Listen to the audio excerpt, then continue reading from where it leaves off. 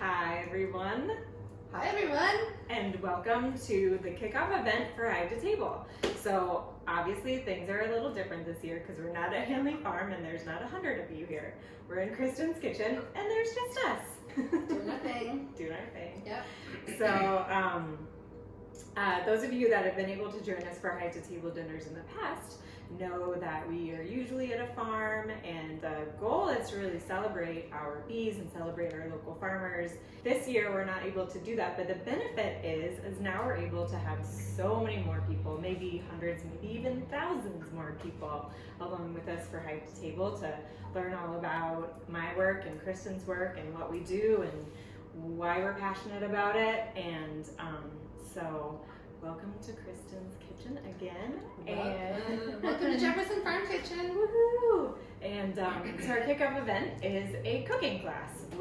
Kristen, can you tell us first a little bit about, I'd just like to acknowledge that we are currently in a pandemic, and I'd love to acknowledge the food safety precautions that we're taking today. Sure, yes. Well, kitchens have always been kind of doing all the right things from the get-go, so I felt really prepared and well practiced. So clean, sterile kitchen. We're here in my commercial space that I've been in for over 8 years in Jacksonville. And why don't you tell us a little bit more about this space and what you do here and what you have planned now that a few things have changed? Sure, yeah.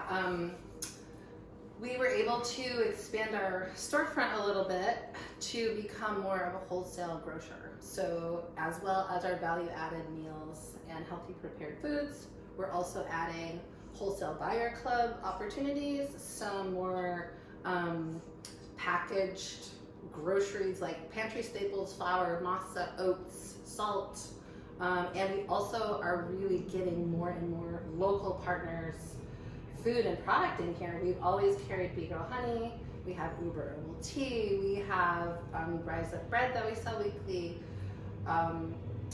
a local spice and seaweed by Katie Jorgensen. Did you see that? Mm-hmm. And just so much more. We're getting more and more product all the time from other local vendors so that you can make Jefferson Farm Kitchen your one-stop shop for local foods, whether it's the value-added meals or more grocery and pantry staples. And you can shop online at jeffersonfarmkitchen.com, and you can shop here in the actual store in Jacksonville. So that's really exciting. And this winter we're going to expand our venue even more to host private dinners and private parties for really special farm-to-table dinners for your own pod, your own safe COVID pod of friends and family here, so that for people who don't want to go out to restaurants and still don't feel safe in the public setting, there is a private, really special local food farm-to-table option coming up really immediately. So we're just putting the finishing touches on that. So Sarah, I want to know more about honey, because I know how to cook with honey and I know how to make things taste good with honey, but there's so much buzz around the nutritional aspects and like, why is honey a good thing we want in our lives? So why is honey good to have in our diets on a regular basis? Well, for me, the number one reason that I love using honey and why I love for other people to use honey is that it is a local sugar source. Where else are you going to find some way to use sweeteners for your food and support local agriculture at the same time? So you most likely do have a local beekeeper that sells their wares at your farmer's market or your local food co-op, and so it's a really good way to engage with local agriculture because most people probably don't have sugar cane and a local sugar plant or molasses or any of those other things in their backyard. So, and another reason that I love using honey so much as a sweetener is that it's pure, especially if you buy local raw unprocessed honey. It literally goes straight from the flower to the beehive, where honeybees fan about 85-86% of the water, the moisture off of it with their wings. They add special enzymes from their mandibular glands in their heads, and a beekeeper takes that frame that the bees put in there and kept with wax out of the frame. They slice the wax off of it with a warm knife, put it into an extractor. The extractor that I have looks the exact same as extractors from like the 1800s. None of that's changed. It's like a basket inside like a barrel that has a hand crank on the top. And you just use centrifugal force and the honey flies out of the barrel or flies out of the frames onto the sides of the barrel. It's nice and warm in the honey house.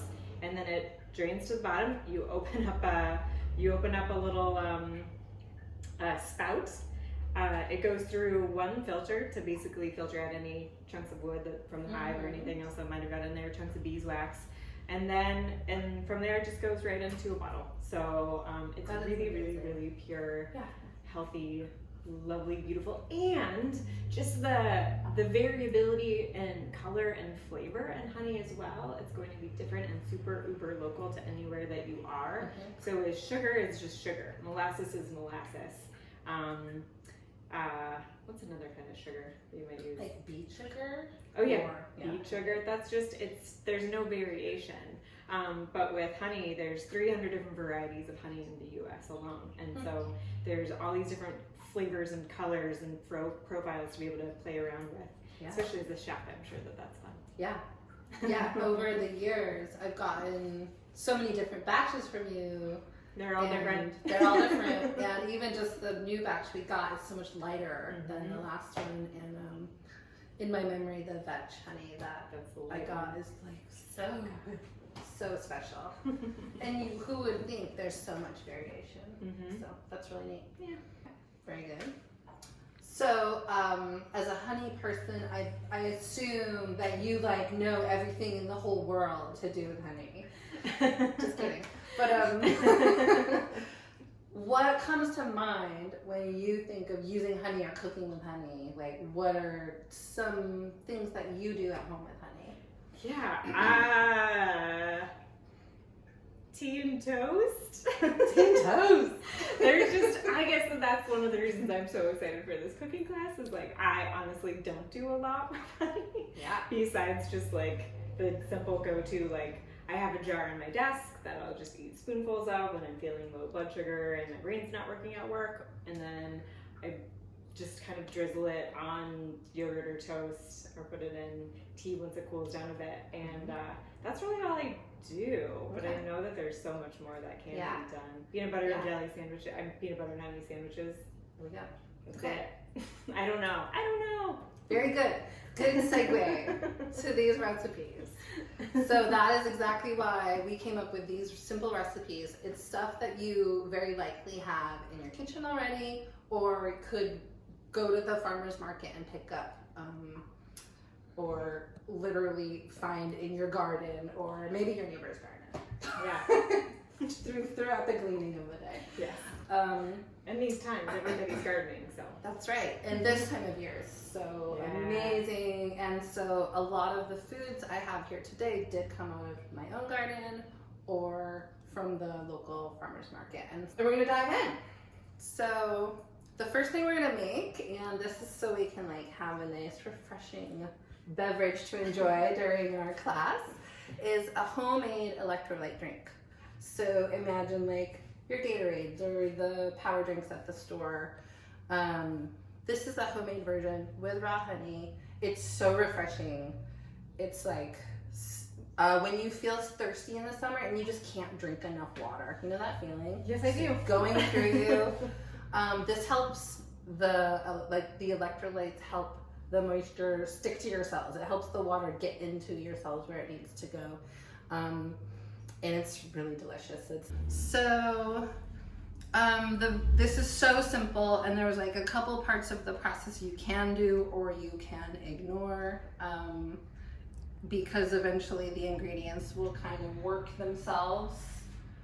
Excuse me. I'm so excited about this one because I do spend a lot of money on very fancy drinks that come in a plastic container. That's right. Or when I'm out beekeeping or doing my bee monitoring, it's hot. It's up near the 90s out there and water just doesn't do it. And so I buy super fancy honey lemonade and it's $5 off. Right. Right.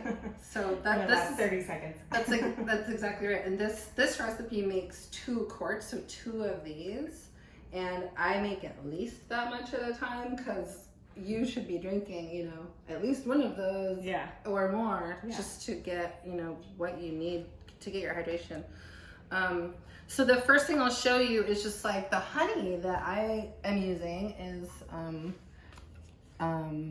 this batch of Bee Girl honey, and it's super beautiful, crystallized. Because it's so warm, it's really soft, but it's still really gooey and thick, and obviously it's not going to do any drizzling in this form. So, and I'd love to take a moment to talk about crystallized honey. So most people think that when your honey crystallizes, it's gone bad. Oh, no. But it has not gone bad. All it has done is go through a temperature change. So most beekeepers, most small-time beekeepers like myself, don't pasteurize or heat their honey. So what happens is I can even see a couple right now, there's little bits of propolis in there, there's probably many micrograins of pollen that went through my very large gauge filter. And so you can think of it as like a chip on your windshield in the winter time. Like you can get a chip in the windshield in the summer and it's hot and it doesn't matter, but the minute it gets cold, it cracks. And so that's the exact same process of what happens when there's a temperature change with honey. So this honey was in my office, which gets cool in the winter because we're all very conservation minded there and the heat doesn't stay on 24/7. So after getting pretty cold in the office 2 or 3 nights in a row, the whole thing, you can just, it's like little tiny crystals that went through the whole entire jar. So that's all that happened. It didn't go bad. And if you want it to be back into its liquid state, all you have to do is set it in the sunshine. Be careful though for that UV heat because that might pasteurize it and cook those enzymes out. So you can set it in a warm pot, or some people might even put it in the microwave. I really recommend, unless you're specifically using it for a recipe where you need it to be liquid again, just leave it in its crystallized form. Buy it in a jar that has a wide mouth like I put my honey in, because that way it's really scoopable and it doesn't make a mess all over the place. Because every time you heat it up, it does compromise the nutrients as well as the texture and the flavor. So. I just put a little of the water from my recipe into this glass and mixed it with my honey so it had time to dissolve. So that's really, you could do that from here or from here. And do you want to say a little bit about honey and cooking with honey and temperature? Oh, sure. Yeah, the temperatures, that's a great question people have a lot. It's like, what temperature is the kind of killing point of the nutrients? That is 110 degrees. They say at above 140, you really start to see a difference in the texture and how, it's like you're really lessening like the actual quality of the honey, as well as the nutrients are then pretty much cooked out. And over 160 degrees, it starts to caramelize the sugars. So above that, you're actually like, it's going to start boiling and acting like when you caramelize sugar in a pan. So you're making candy, then that's what you're doing. And it's not like if you take the honey into these different temperatures, if you are baking it or using it for like a specific, like a candy recipe, like doing a toffee, like Chef Kristen's done some, didn't you do toffee last year or the year before? You did like a honey toffee. Yes. Oh my god, it was amazing. Yes. Like a lavender honey toffee. Anywho, that doesn't, you're not ruining the honey, it's just, it doesn't have the same enzymatic composition as it would if it wasn't super cooked. So it's still delicious, local, wonderful, beautiful sugar to be using. It's just not, doesn't have maybe those, if you really are looking for the enzymes and the vitamins and minerals, all those things, like you're gonna get that benefit if the honey is super raw. Yep.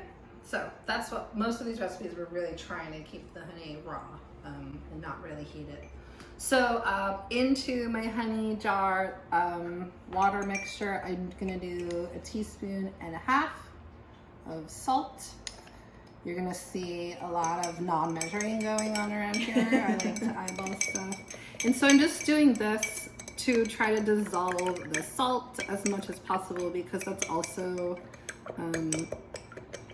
sometimes can be a little stubborn and just all sink to the bottom of your jar. So just remember that and give your jar a shake before you go to pour your glass. But the salt does like to be stirred really well with a little bit of warm water to get dissolved before you add it to the rest of the stuff.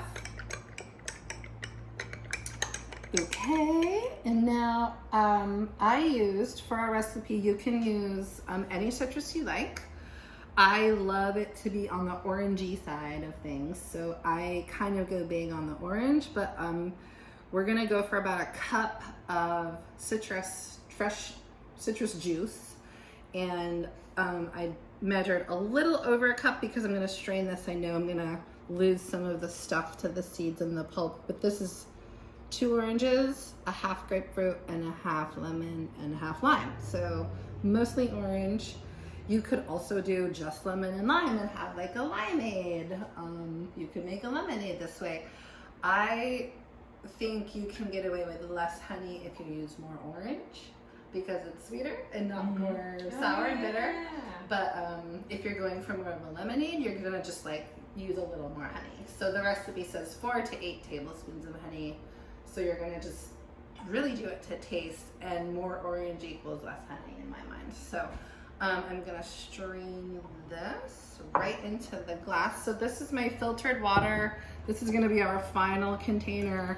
And like I said, this recipe actually makes 2 quarts, but in the recipe, you'll see you can dilute it all the way with like 7 cups of water, or you can leave it concentrated so that you can add the concentrate to sparkly water, or pour it over a big glass of ice that you know is going to melt into the drink. So it's just kind of a way, if you want to stretch it or make it a little more fancy, you can make the concentrate instead of the full recipe.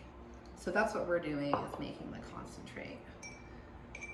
And I'm just gonna stir my pulp and get all the good stuff in there.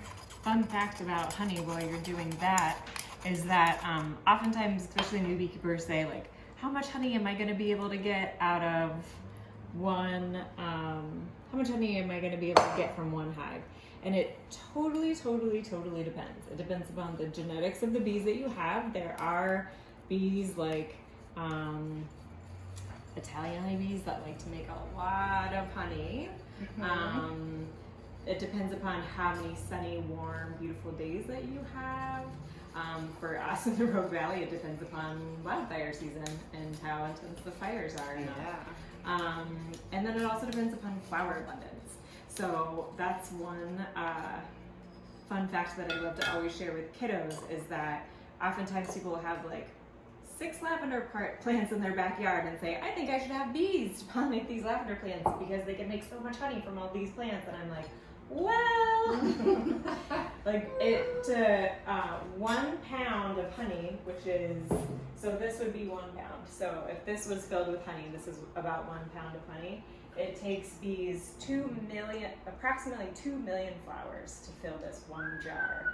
So get it, bees. It just depends upon floral abundance. Yeah. We have to have a lot of flowers planted out there in our yards, in our parks, and our conservation lands, on our farm. And did I already say farms? Everywhere. Everywhere. Plant them. Just flowers everywhere. all the flowers. Plant all the flowers. And I'll to the website, I'll add a list of bee-friendly flowers too that bees really love and help make delicious honey. Cool. So this is our honey salt water mixture. I already anticipated like my jar runneth over with electrolyte drinks. So get some ice. You want to get some ice in those, and then well, good luck. That was a trick that I played on you. Here, try this.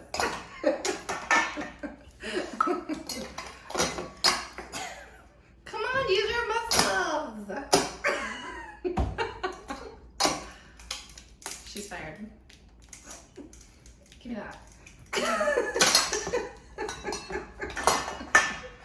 Okay, this is how you chip ice. know what to do. Don't touch your face! Don't touch your face. Cheese on bread. This is definitely the best part of the video so far. Hal, your ice is broken.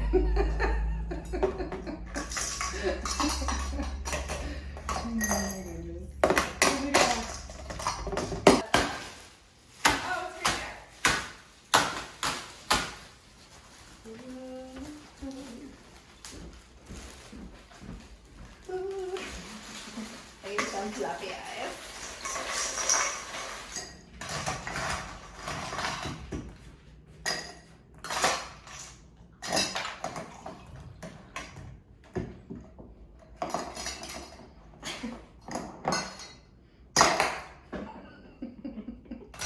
We're so good at this. I'm so good at this. This is why I am the beekeeper and not the chef. This yummy stuff. And so remember, this is our concentrate. So top that up with the bubbles. And if you want to, like, you know, turn this into even more of like an alcohol-free cocktail, you could put a splash of bitters in it. Oh yeah. You could put a sprig of mint in it. You or know, some like, mezcal. Yeah, or an alcoholic cocktail. So, oh, yeah, garnish. Yeah, there. So, voila. Just like super refreshing, healthy. Please try it.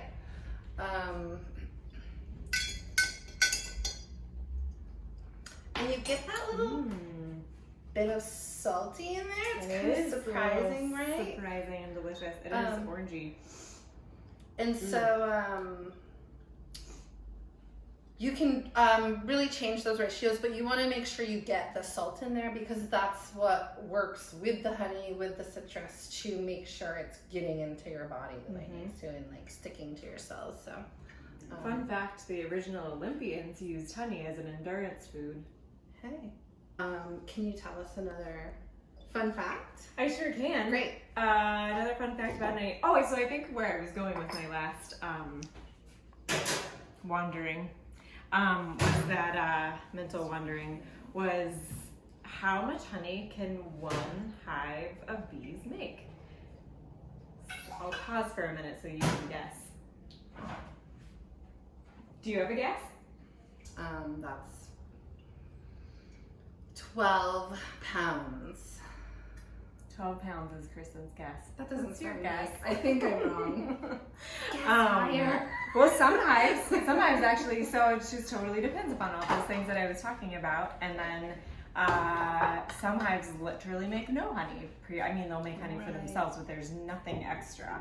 So for my bees, I don't add, so I have 2 deep boxes called hive bodies.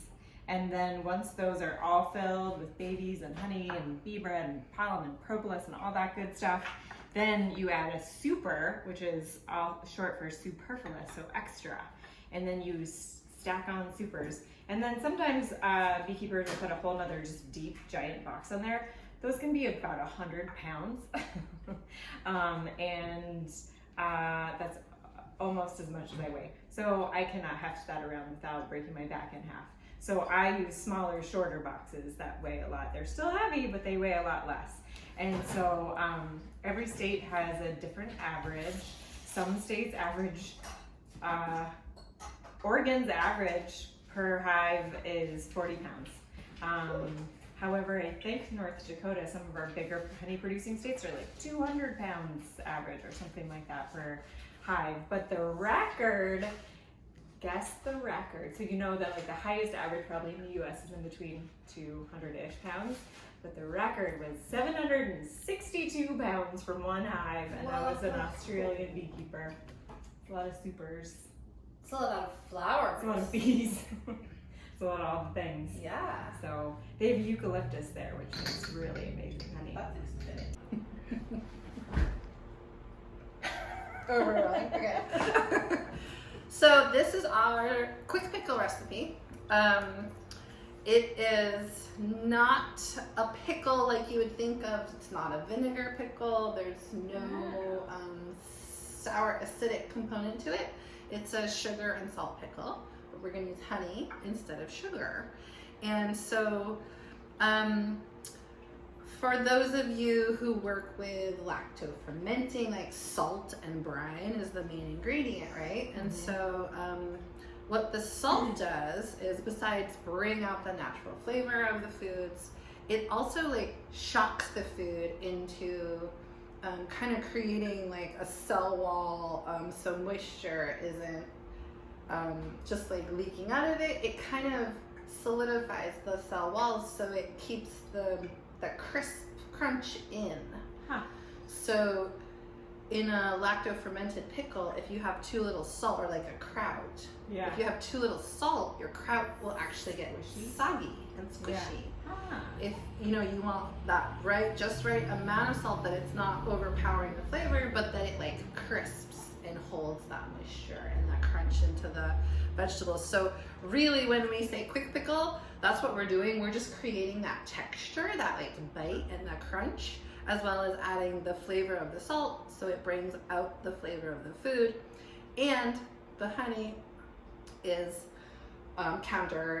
balancing the salty flavor. And like if we were just using sugar, you would realize, oh, there's some sweet and salty in there, but with the honey you actually get the flavor of the honey as well. So it's really fun. With a sugar pickle, you might use more of like a 2.5 or 3-to-1 ratio with the salt. So 3 teaspoons to 1 teaspoon salt. Honey is a little like sweeter, a little more potent. So we're gonna use a 2-to-1 ratio with the honey to salt. So I have got prepared here some diced zucchini. So I don't know if you've ever tried a zucchini pickle. No. Some lemon cucumber. Great, zucchini is the thing that's so prevalent in Zucchini, people's gardens that's right now. And everyone's looking for something to do with zucchini. We have the red shallot. So here's like the whole versions of those things. And exactly, I wanted to do a zucchini pickle as like one more thing that you can do with zucchini. And in this form, I actually will just use a zucchini in a recipe instead of the cucumber. And it's almost like flavor-wise, it's a little different. Obviously, cucumber is more watery, but because of that, the zucchini pickle will stand up in a recipe and not like wilt and become extra watery and kind of dissolve. Like these stand up really well. So we're just gonna do, I don't have like a lot of vegetables, so I'm just gonna eyeball that like 2-to-1 ratio, but your recipe does have an actual like ratio per amount of vegetable. But since I'm a professional, I'm just gonna eyeball what I think will be good flavor wise, and that probably depends upon the flavor of the honey too. Like this is from the looks of it, it's probably my wildflower honey, or it probably came from, actually that color looks like it came from the ODOT Vernal Pool Research Project, which is a bigger flavor than the veg or the other honeys. If you're cooking with something like buckwheat honey, which is a really, really strong taste, and buckwheat honey is a good one to cook with if you're really looking to have the flavor of the honey specifically stand out. But so yeah, you probably want to adjust it depending upon how strong the flavor of the honey is. Okay, so I'm just looking for like a little, about half the amount of salt, or like I said, ratio wise, a little more, a little less. We're just going kind of for the effect of what it's kind of gonna salt do. Do you use? This is just like Himalayan pink salt. So you can use a spoon to stir. I think when you're working with honey, especially, hands are a lot more effective. So the other thing that salt is gonna do is bring out the moisture. And so even though so initially, see how it's like not that easy to mix in. But I'm gonna just let that sit for a minute, and the salt is gonna start to bring out the moisture in the zucchini, and then the honey will dissolve more as we go. So part of this recipe is time. But really quick time, so 5 to 10 minutes. We're gonna let this sit, and then we're gonna come back to it and see what we've got. And then this is gonna be some of the ingredients for one of our other creations. But as you can see, you kind of want to like almost massage it in without smashing up the vegetables too much. But that's really probably your best way to get the honey mixed in. It's so interesting. I wonder chemically what's happening right now between the honey and the onions, because those shallots, when I was first standing here, all I could smell was shallots, and it was really, really pungent, very strong. And now I can't smell them at all. It's just kind of this like kind of sweet, salty fragrance hanging in the air, and I can't even smell the shallots. At first I was like, that's too many shallots, but now I'm like, oh, I can't even smell them. Yeah, it's pretty amazing what that process will do to really mellow out the spiciness and sharpness of the onion or shallot. We're on to the next thing. Do you have another fun fact, Miss B-Girl, to tell us, like, while I reset our... Oh, I'm sure I can think of one.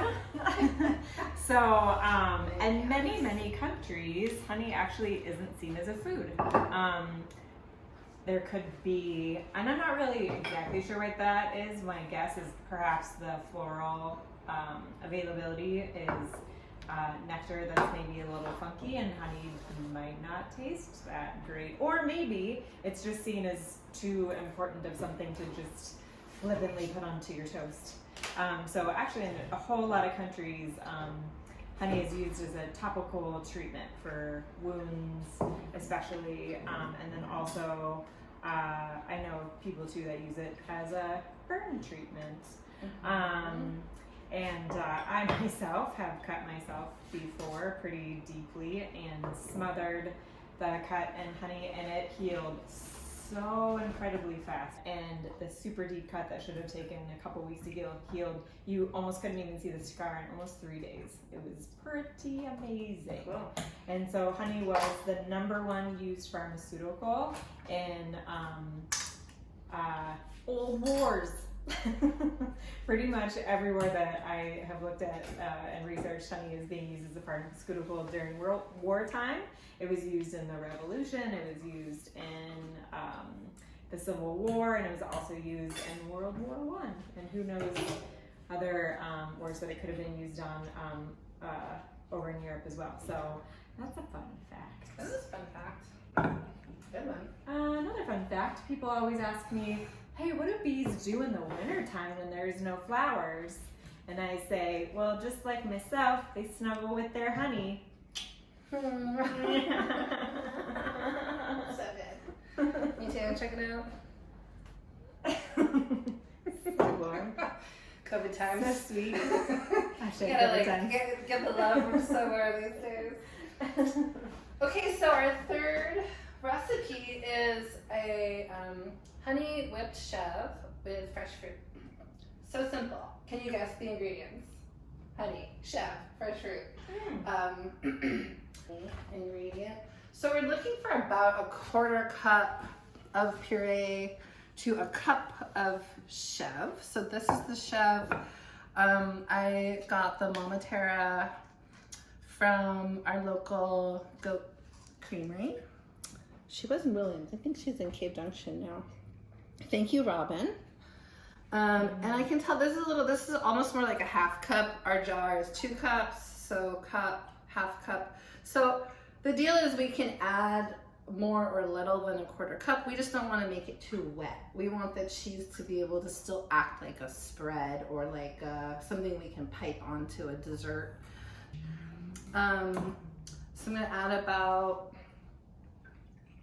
we're gonna do about what I think is like 2 teaspoons or so of honey.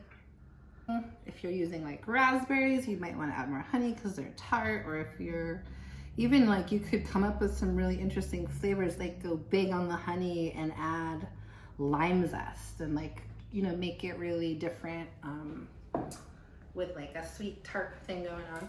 And then I'm gonna add to this a little orange zest. Lemon zest would also be super yummy. But this is like one of my secret weapons in cooking, zest. Yes. It pops the flavor. You're not adding liquid like if we added juice, you're just adding the actual flavor, and a little goes a long way. So it just really like elevates the fresh the fresh factor. Smells really good.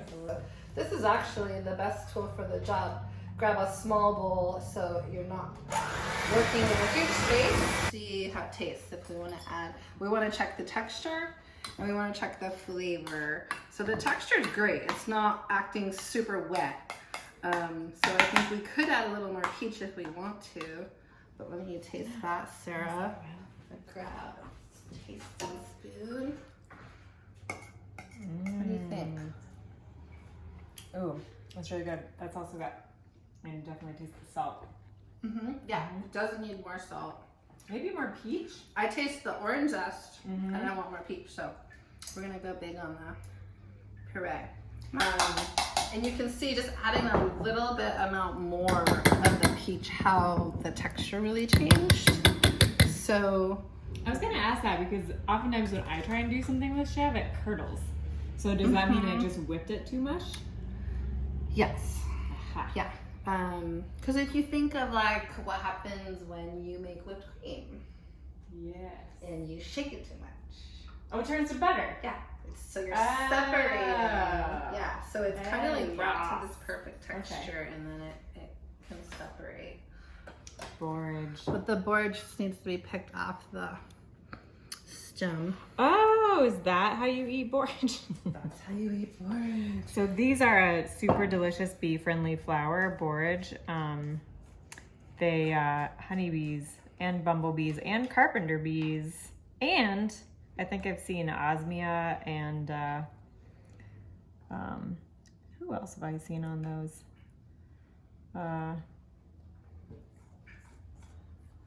Today maybe. They love these flowers. They do. They like. I can't even like weed my garden of them because there's always a bee on them, and then I feel bad. So the bees win. So I'm putting this into a piping bag. You could also just serve it out of a bowl and like let people, spread it onto their own stuff. Of course, you would want to give people their own serving and their own platter of spreadables if they're not in your family household pod. But this is a little trick that I use with piping bags is to put it in a jar so you don't have to hold it and it kind of all gets to where it needs to go into the bag. So this is what we're gonna put the Chevre onto. Apple or pear slices are great. Cucumber is great and will really like lend a hugely different flavor, obviously. I never would have thought of like cucumbers for dipping Chevre, but now that you say it, that sounds delicious.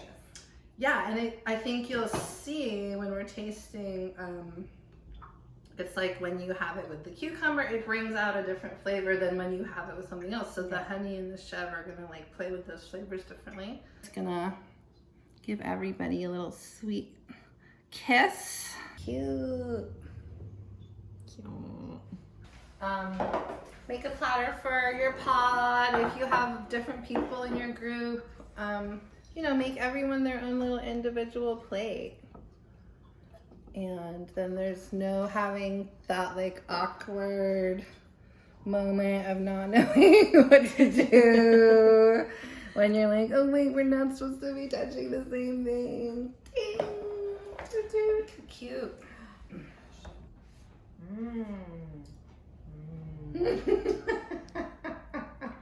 It's working. Who would have thought? Don't lick your fingers. Or just lick them and then wash your hands.